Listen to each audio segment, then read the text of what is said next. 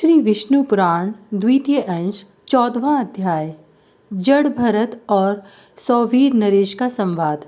श्री पराशर बोले, उनके ये परमार्थ में वचन सुनकर राजा ने विनयावनत होकर उन विप्रवर से कहा।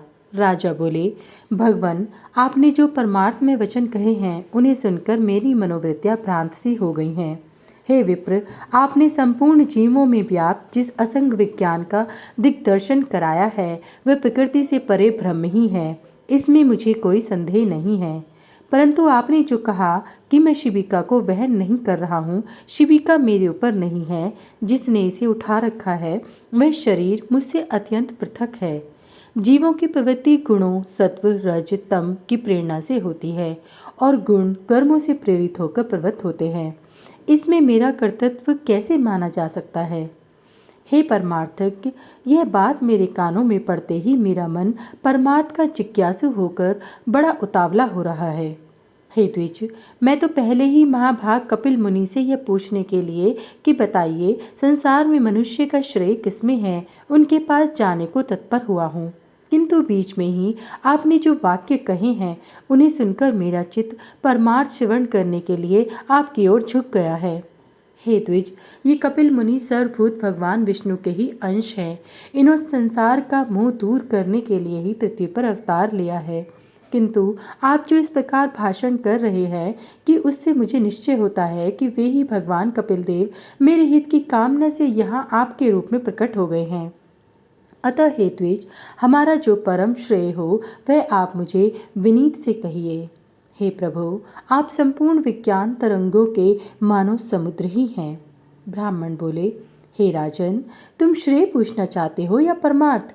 क्योंकि हे भूपते, श्रेय तो सब अपरमार्थिक ही है। हे नृप, जो पुरुष देवताओं की आराधना करके धन संपत्ति पुत्र और राज्य आदि की इच्छा करता है, उसके लिए तो वे ही परम श्रेय है, जिसका फल स्वर्गलोक की प्राप्ति है। वह यज्ञात्मक कर्म भी श्रेय है, किंतु प्रधान श्रेय तो उसके फल की इच्छा न करने में ही है। अतः हे राजन, योग युक्त पुरुषों को प्रकृति आदि से अतीत उस आत्मा का ही ध्यान करना चाहिए, क्योंकि उस परमात्मा का संयोग रूप श्रेय ही वास्तविक श्रेय है। इस प्रकार श्रेय तो सैकड़ों हजारों प्रकार के अनेकों हैं, किंतु ये सब परमार्थ नहीं है। अब जो परमार्थ है सो सुनो। यदि धन ही परमार्थ है तो धर्म के लिए उसका त्याग क्यों किया जाता है तथा इच्छित भोगों को प्राप्ति के लिए उसका व्यय क्यों किया जाता है? अतः वह परमार्थ नहीं है। हे नरेश्वर, यदि पुत्र को परमार्थ कहा जाए तो वह अन्य अपने पिता का परमार्थ भूत है तथा उसका पिता भी दूसरे का पुत्र होने के कारण उस अपने पिता का परमार्थ होगा। अतः इस चराचर जगत में पिता का कार्य रूप पुत्र भी परमार्थ नहीं है, क्योंकि फिर तो सभी कारणों के कार्य परमार्थ हो जाएंगे। यदि संसार में राज्य आदि की प्राप्ति को परमार्थ कहा जाए तो ये कभी रहते हैं और कभी नहीं रहते। अतः परमार्थ भी आगमपाई हो जाएगा, इसलिए राज्य आदि भी परमार्थ नहीं हो सकते। यदि ऋक् यजु और साम रूप वेद त्रयी से संपन्न होने वाले यज्ञ कर्म को परमार्थ मानते हो तो उसके विषय में मेरा ऐसा विचार है। हे नृप, जो वस्तु कारण रूपा मृतिका का कार्य होती है वह कारण के अनुगामी होने से मृतिका रूप ही जानी जाती है। अतः जो क्रिया समित घृत और कुशा आदि नाशवान द्रव्यों से संपन्न होती है वह भी नाशवान ही होगी। किंतु परमार्थ को तो प्राज्ञ पुरुष अविनाशी बतलाते हैं और नाशवान द्रव्यों से निष्पन्न होने के कारण कर्म अथवा उनसे निष्पन्न होने वाले स्वर्ग आदि नाशवान ही हैं, इसमें संदेह नहीं।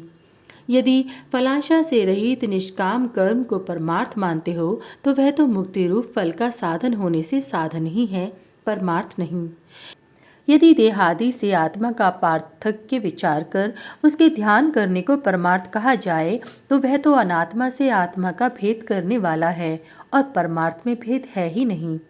अतः वह भी परमार्थ नहीं हो सकता। यदि परमात्मा और जीवात्मा के संयोग को परमार्थ कहें तो ऐसा कहना सर्वथा मिथ्या है, क्योंकि अन्य द्रव्य से अन्य द्रव्य की एकता कभी नहीं हो सकती। अतः हे राजन, निसंदेह ये सब श्रेय ही हैं, परमार्थ नहीं।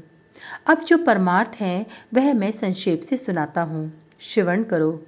आत्मा एक व्यापक, सम, शुद्ध, निर्गुण और प्रकृति से परे है। वह जन्म, वृत्ति आदि से रहित, सर्वव्यापी और अव्यय है। हे राजन, वह परम ज्ञान में है। असत नाम और जाति आदि से उस सर्वव्यापक का संयोग न कभी हुआ है और न कभी होगा।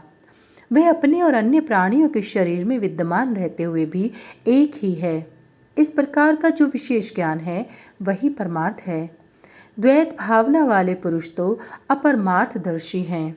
जिस प्रकार अभिन्न भाव से व्याप्त एक ही वायु के बांसुरी के छिद्रों के छेद से षडद आदि भेद होते हैं, उसी प्रकार शरीर आदि उपाधियों के कारण एक ही परमात्मा के देवता, मनुष्य आदि अनेक भेद प्रतीत होते हैं। एक रूप आत्मा के जो नाना भेद हैं वे बाहरी देहादि की कर्म प्रवृत्ति के कारण ही हुए हैं।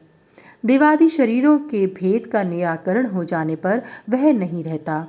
उसकी स्थिति तो अविद्या के आवरण तक ही है। इति श्री विष्णु पुराणे द्वितीय अंशे चतुर्दशो अध्याय समाप्त।